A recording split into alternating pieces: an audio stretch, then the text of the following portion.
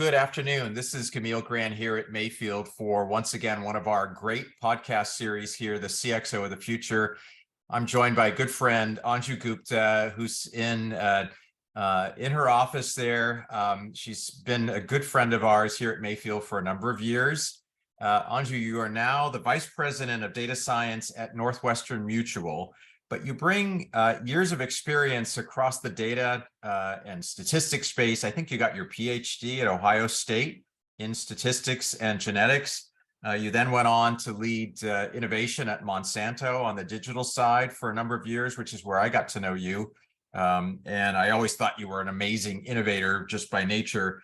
I know you're a board member of NPower. You led sustainability at Syngenta. You also ran the data analytics role at Enterprise Holdings.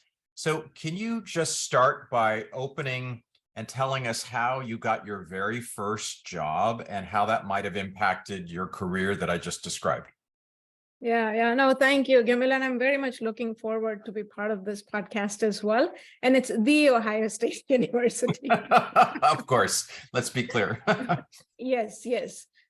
So again, I'm reflecting back many years, right? And this was my first job. I was debating, it's the first job, shall I pick right after the graduate school, or first job that I started out right after my freshman year in undergrad. And I picked that one for many reasons, because that was a job where still today, I feel like I learned the most. I was doing my freshman and I got hired by this guy called Hari.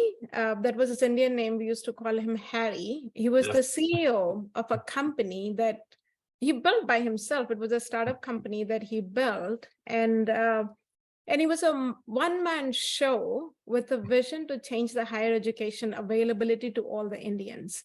Wow. And this is, almost 25 years or so ago, where internet was not that widely available. So Indians weren't able to search for universities, especially ex-US universities, or especially the universities in the US. Yeah. So if somebody is aspiring to go for higher education outside India, that information was completely unavailable.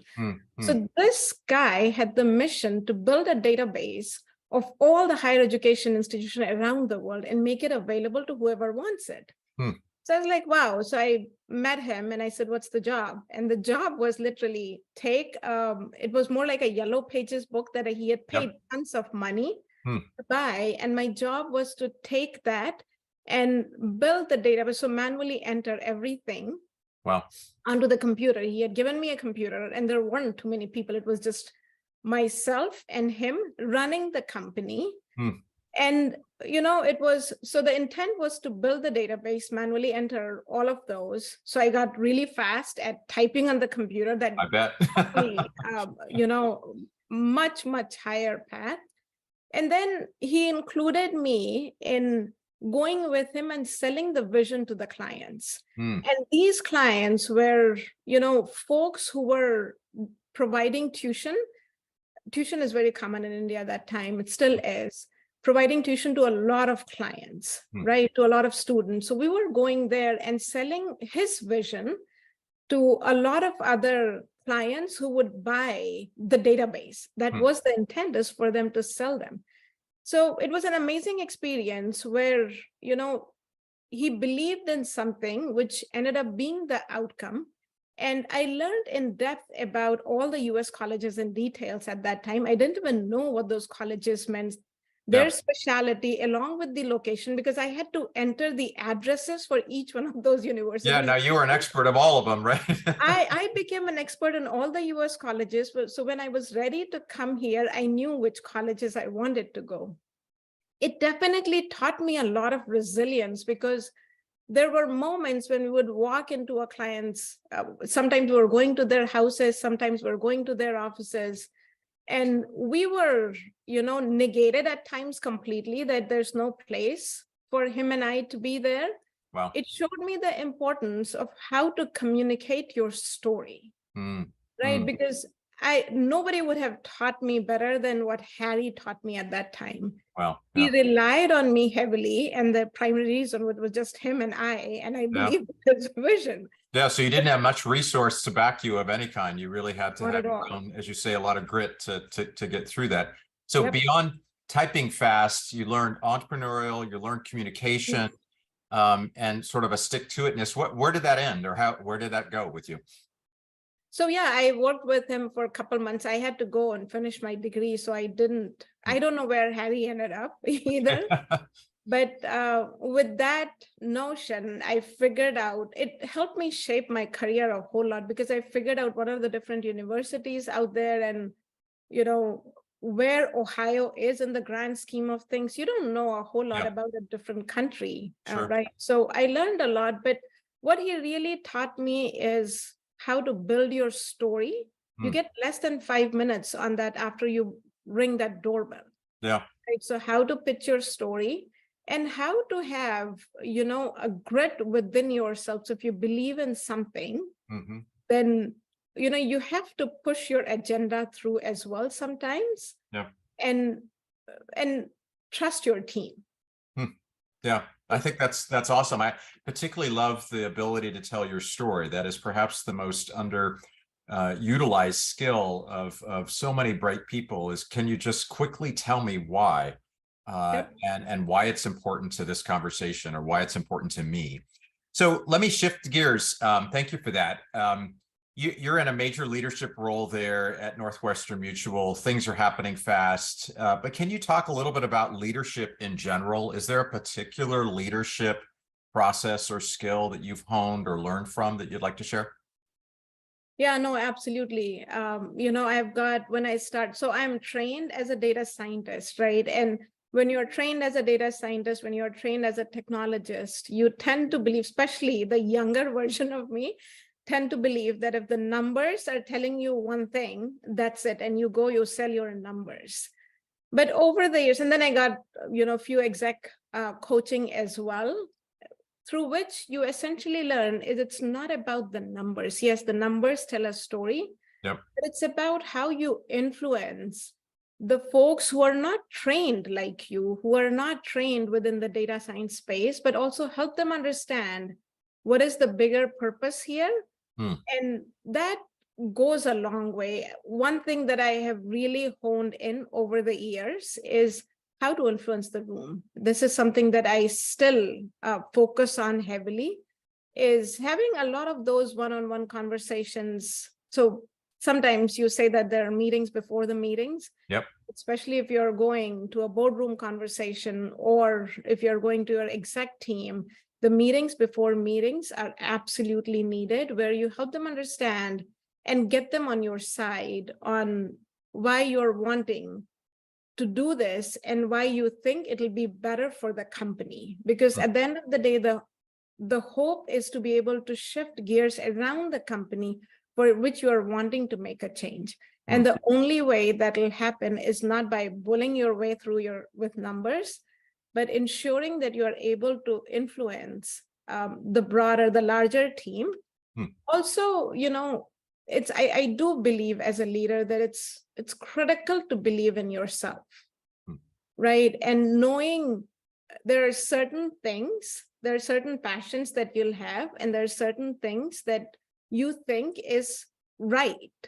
So having that belief in yourself and having that conviction will take you a very long way. And that is something that I always tell my team, is if you have a conviction about something, then make sure you believe in that conviction, and that's the only way you can sell your story. Otherwise, it's not going to happen. Well, but you wove a number of things in there, but essentially being empathetic to the rest of the team in a way to bring them along versus just beat them down with a bunch of data. So all this pre-selling is part of your way of both storytelling, but also driving to a goal and reaching that goal. So I think that's brilliant. And having that conviction as well. Yeah, the conviction is probably what comes across in your whole narrative, is that you are really focused on making this happen for all the right reasons. All right, so you've got an amazing role there at Northwestern Mutual. You and I've talked about generative AI stuff and et cetera. So I don't want to preempt you here, but my final question is, what's the prediction from you around core technology or core changes that are happening in the industry that we should all spend more time learning about? And again, I don't want to preempt you, but my thoughts are you're going to offer something on that front. No, so definitely learn about generative AI. I think everybody should be doing it, especially the folks who are in AI ML space. I feel like it's more onto them than anybody else. But at the same time, one thing I'll tell you, Gamil, having been in the tech industry for so many years, especially in the science industry, one thing I've felt, and I was part of Monsanto for a number of years, scientific communication was something that scientists are not taught. Right, scientific storytelling. And that I feel like is a disservice that has been done to the, scientific industry for many, many years. There is a reason, when I think about some of the, the scientific technologies that are coming in, even AI, the first thing people think about AI is an evil robot that's going to destroy the world. And the primary reason is the scientists out there who believe in this technology, they need to be more vocal about, going beyond the sound bites that we hear on the Twitters or on the social media feed. Is how do we build and how do we provide training to the scientists so that they can be a better story communicator as well?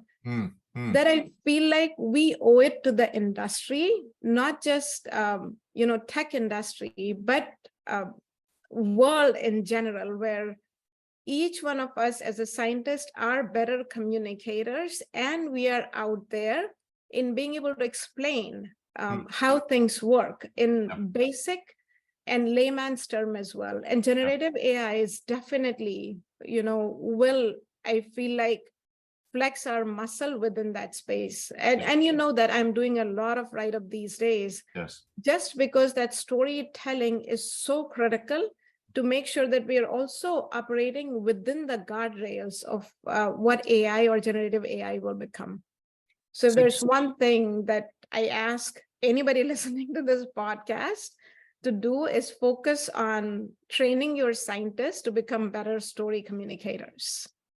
And is that under the premise that there's so much possibility with generative AI and so much misinterpretation, meaning we need to really be clear and precise in what it might achieve versus let confusion? I mean, because the press right now is telling a pretty elaborate levels of stories, right? That as we were preparing for this call, that seem very, lots of superlative words are being used around generative AI. And I wonder, are you suggesting that once we become brighter on this, things are clear, but only if the scientists can tell the story well? I guess I'm trying to extract from you a point there. Yeah, I think so. Right now, as you said, there's superlatives. It's hard to figure out good from the signal from the noise. Yes. It's all over the place. And if there are scientists, and they don't have to have the scientific education per se, folks who are trained or as technologists, the engineers of the world, the data scientists of the world, if they come out there and talk about, more of a, again, scientific communication around this space, which is what is lacking right now. The news media, the news outlets, and, the sound bites are literally a lot. So it's hard for general audience to separate signal from the noise. So I feel like it's on to, experts within the industry or the folks who are essentially playing out with this technology to start to publish more, because there's not that much happening from experts within the industry. So let me ask one final on this one, which is, if you had the CEO of your company standing in front of you, whether it's Northwestern Mutual or whomever, what would you tell them right now about generative AI that sort of, as a scientist, helps assimilate this down? How would you simply help them properly understand what the opportunity and risks are, I suppose? Yeah, no, that's a great question. And I've had this discussion as well. It's a technology that's that's going to change how we look at things. We have not seen anything like this since 2012, when Jeff Hinton came with deep learning. There was a hint of great work being done. Yep. What we are seeing today is 10 to 100x more of what we saw in 2012, and then in 2017 with deep learning architecture, with the transformers. So again, this is big. We need to understand, and we need to test out for ourselves what it is and what it can do. But we also need to ensure we have the right guardrails, which is what I'm telling internally as well, that we have the right guardrails within which we need to operate. Yeah. So that would be my story. It is, it's a machine that has, that has all the intentions to act, adapt, and reason with us. Yeah. Yeah. Crazy.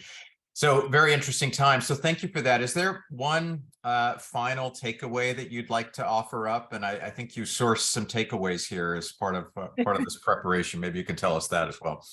Yeah. So what I did was I was thinking few key takeaways. So I thought, why not ask GPT final takeaway? So I got 10 of those, and I picked one of my favorite, which is always strive for growth and never stop learning. And that I feel is so critical.